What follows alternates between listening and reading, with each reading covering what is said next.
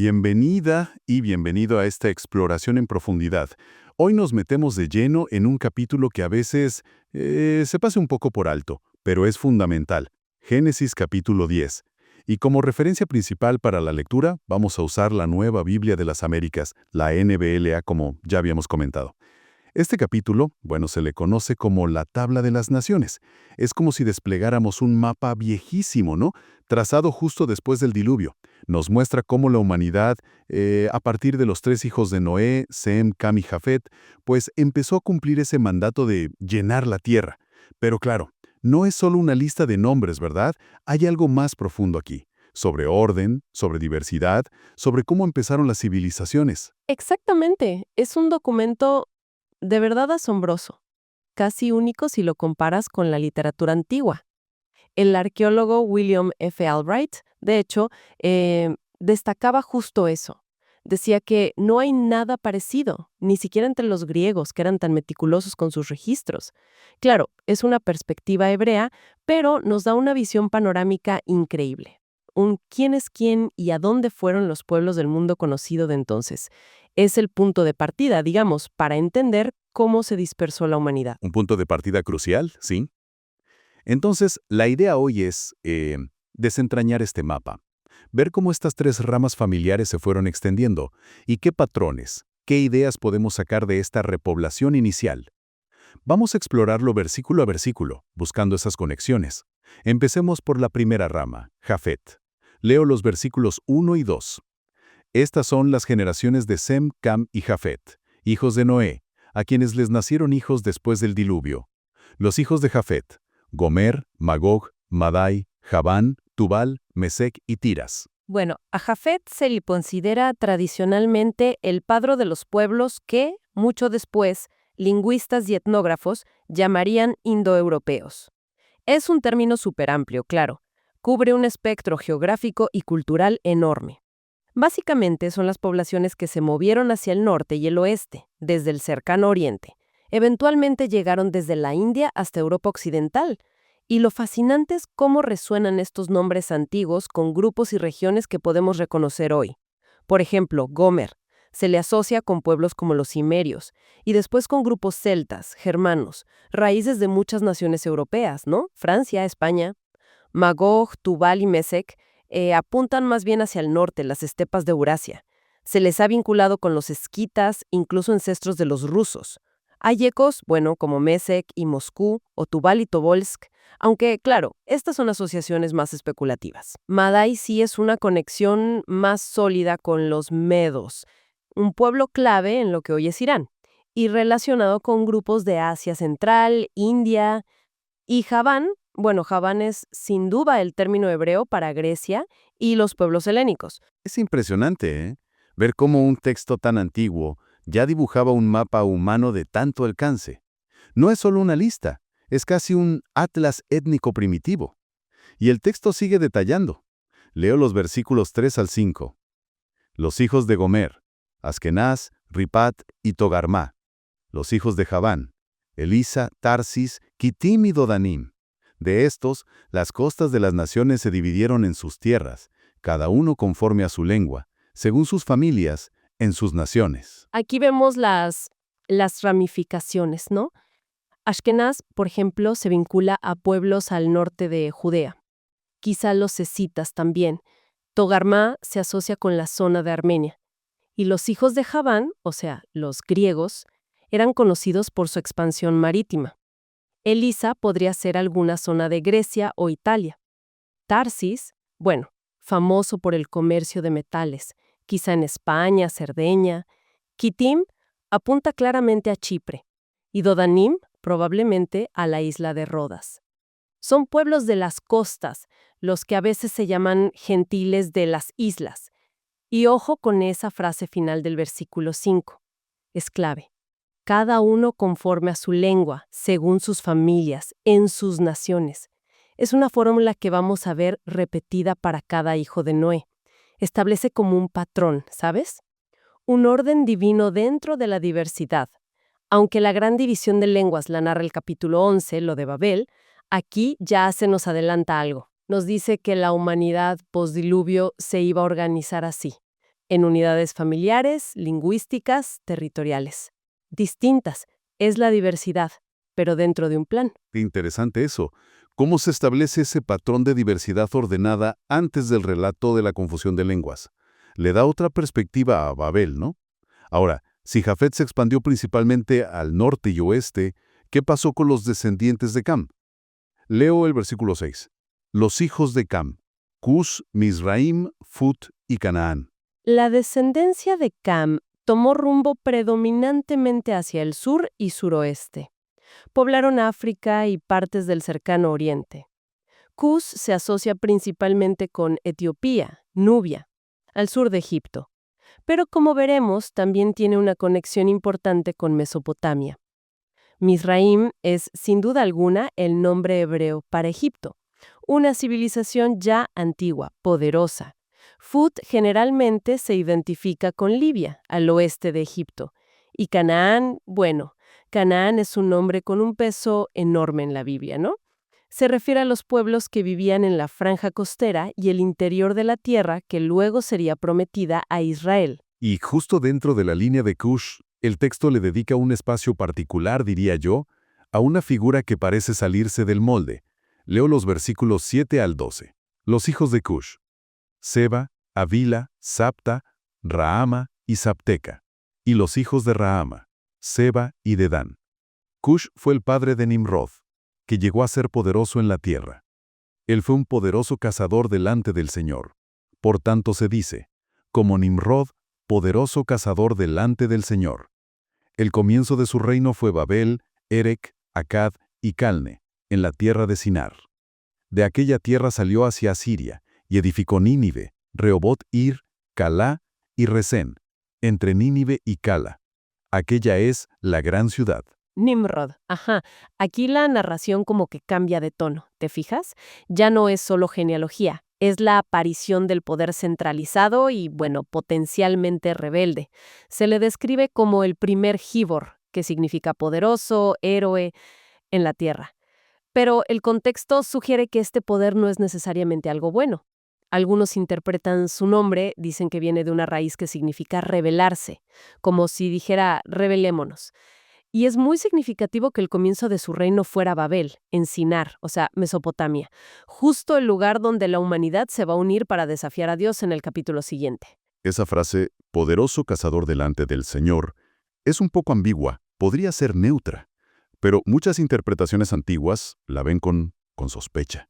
Por ejemplo, algunas tradiciones rabínicas, los Targums, que son como paráfrasis antiguas del texto hebreo, sugieren que no cazaba solo animales, sino que era un cazador de hombres, un tirano, vamos. Que imponía su voluntad y desafiaba la autoridad de Dios. Ginsberg, el historiador, recopiló leyendas judías que pintan a Nimrod como alguien que promovía la autosuficiencia humana, el poder terrenal, por encima de la confianza en Dios. Y Adam Clarke, un comentarista clásico, decía que así es como han empezado muchos imperios, ¿no? Con la fuerza, la subyugación. Nimrod entonces es como la personificación de la ambición humana sin límites. El intento de construir un reino basado en el poder propio, en oposición a Dios o indiferente a él. Funda ciudades clave en Babilonia, Babel, Erec, Accad, y luego expande su influencia a Asiria, funda Nínive. Es el arquetipo del constructor de imperios terrenales. Es una figura compleja, sin duda. Se habla de su poder, de sus construcciones, pero todo parece tener esa sombra de rebelión, ¿no? Especialmente por la conexión con Babel. Si Nimrod representa ese tipo de poder centralizado, quizás opresor, ¿por qué crees que el texto lo incluye aquí de forma tan destacada? Casi como un logro dentro de la genealogía de Cam, sin una condena explícita e inmediata en estos versículos. Esa es una muy buena pregunta. Yo creo que Génesis 10 está funcionando principalmente como un registro descriptivo de cómo se poblaron las naciones. Muestra la realidad del desarrollo humano, que incluye tanto la expansión ordenada como, bueno, la aparición de figuras poderosas y la concentración del poder. Y eso a menudo lleva a la rebelión. No es necesariamente un endoso, es más bien un así fueron las cosas. La condena implícita está en la conexión con Babel y en el contraste con la línea elegida de Sem, que veremos después. El texto presenta los hechos, digamos, Y la valoración completa viene con la narrativa que sigue, sobre todo en Génesis 11. Muestra el potencial humano para las dos cosas, para cumplir el mandato de Dios y para distorsionarlo con la ambición y la autosuficiencia. Entendido. Presenta el hecho histórico, la aparición de este tipo de poder, y deja que la historia posterior revele su naturaleza. Después de Nimrod, el texto vuelve a la genealogía más estándar. Leo los versículos 13 y 14 sobre Misraim, Egipto, y luego los versículos 15 al 19 sobre Canaán. Misraim fue el padre de Eludim, de Anamim, de Lehabim, de Naftujim, de Patrusim, de Caslujim, de donde salieron los filisteos, y de Caftorim. Canaán fue el padre de Sidón su primogénito y de Het, y el antepasado del Jebuseo, del Amorreo, Gergeseo, Ebeo, Araseo, Sineo, del Arbadeo, Semareo y del Amateo. Y después las familias de los cananeos fueron esparcidas. El territorio de los cananeos se extendía desde Sidón, rumbo a Gerar, hasta Gaza, y rumbo a Sodoma, Gomorra, Adma y Seboim, hasta Lasa. Aquí vemos el origen de varios pueblos. De Misraim, o sea, Egipto, surgen varios grupos. Destacan los Caslujim, de quienes se dice que vinieron los filisteos, un pueblo que va a tener un papel muy importante y a menudo conflictivo en la historia de Israel. De Canaán descienden muchísimas tribus que ocuparán la tierra prometida. Sidón, el primogénito, da nombre a la famosa ciudad feniciana, cuna de navegantes, comerciantes. Het es el ancestro de los hititas, un imperio poderoso en Anatolia, que tuvo mucha interacción con el cercano oriente. Luego se lista una serie de eos, jebuseos, que vivían en Jerusalén antes de David, amorreos, un grupo muy extendido, gergeseos, heveos, todos ellos son pueblos con los que Israel va a tener contacto directo.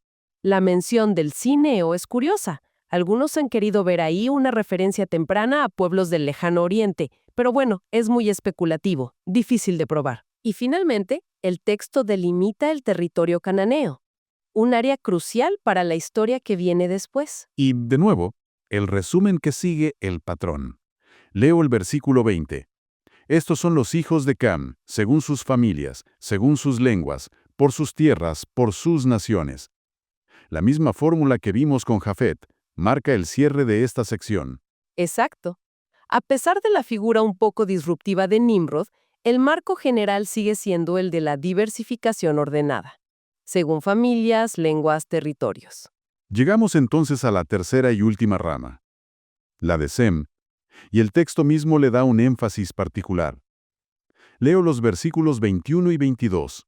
También le nacieron hijos a Sem, padre de todos los hijos de Eber y hermano mayor de Jafet.